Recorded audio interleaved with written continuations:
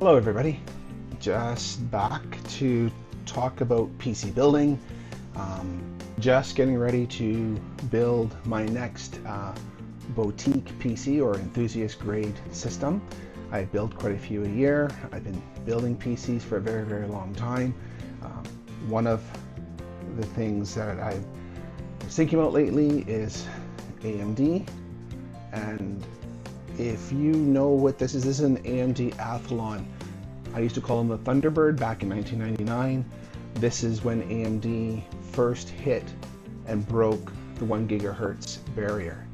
Now, the reason I've kept this chip is over years, I've been a big Intel fan. Blue box builds, I guess you could call them. I've built most of the PCs in my last few decades on Intel platform. Now, again, the reason why I kept this chip is to remind myself when AMD is cornered, when AMD's chips are down, so to speak, they keep coming back. They're innovative, they are very tenacious, and they keep coming back even when you think they're not going to. When you think they're down and they're going to, oh, some other company's going to buy them and they're going to disappear, they keep coming back. And now, being in this industry for as long as I have, seeing the opposite end happen, where now Intel is in the backseat fighting for survival and trying to regain control of the desktop enthusiast market, or I'll say high-end desktop computing. But AMD has clearly taken over and they have a lead. And now, with my disappointment in Intel as of late, I built a 12900K as of a few years ago, went to 13900, and I have a 14900K now. And the instability, once in a while I get a blue screen or the system freezes and goes to like a gray screen because the CPU died. I RMA'd that chip to Intel. I got a brand new 14900K chip from Intel.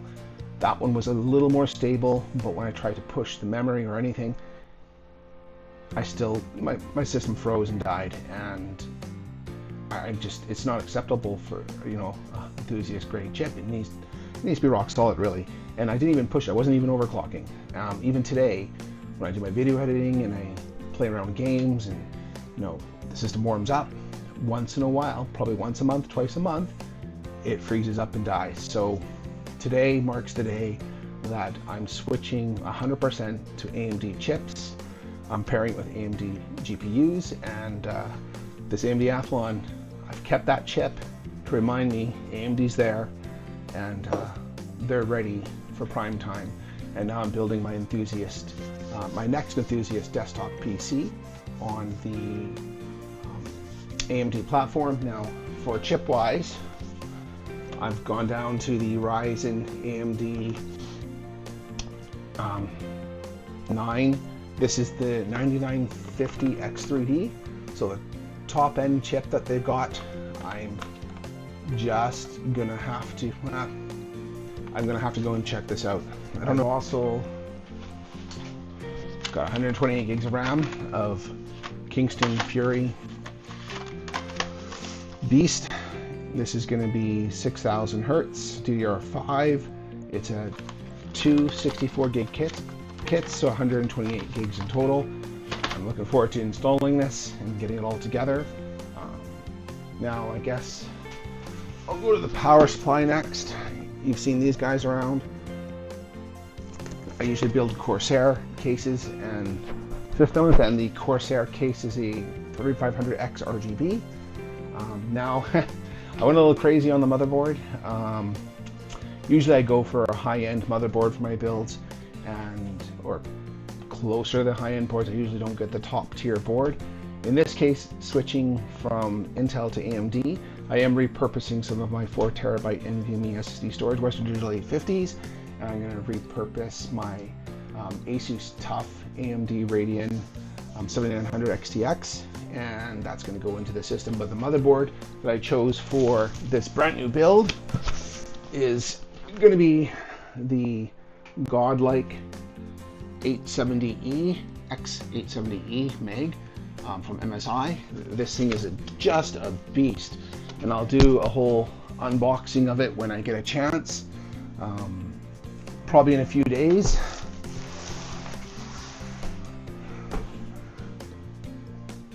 Yeah, definitely in a few days I'll do an unboxing and start building this guy up. I am waiting for the cooler to come in. I like getting the Corsair cases because I can match up IQ software to manage all the fans on the PSU, the case fans, the motherboard, whatever it is, the AIO radiator. I like to get all Corsair type stuff there just to match them up with IQ. Just to go over the build, I'll switch to my desktop screen. So, oh yeah, so Canada Computers, my local computer shop, I tend to get all my stuff there. I actually have, give them the list of parts and they tend to go pick the parts, and then I just build them up professionally for them. And I do all the water cooling, I do all the nice tight cable tucking, and I'm getting 2 of these kits. That is the RAM, although I did switch the RAM to the 6000 hertz and CL30, not 32. They didn't have them in stock, and really it's not going to make a difference. At the end of the day, the power supply, really nice. This is the case that I got.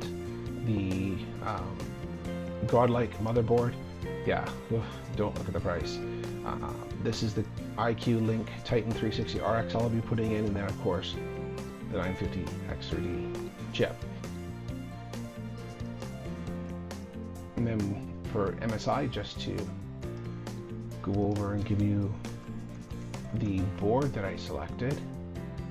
This is the Godlike board from MSI, and I'll post all the links and everything down below, but this is going to be part 1, getting primed and ready to build this system around all those parts that I discussed.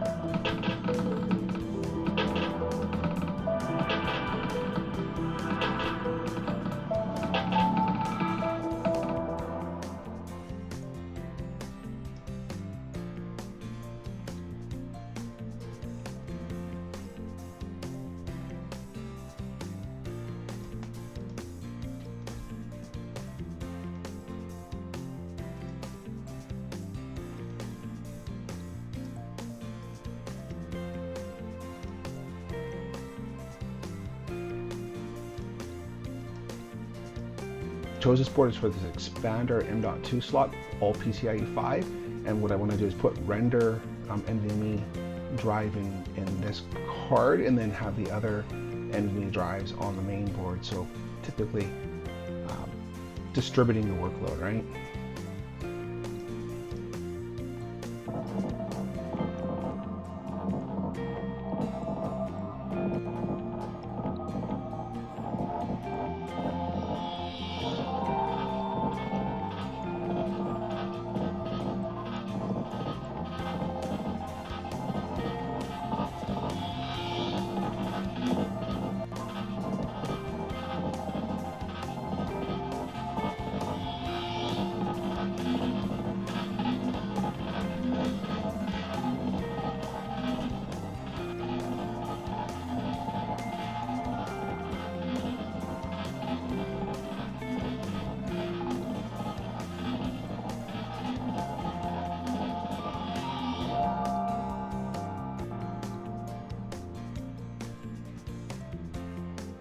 Moving along.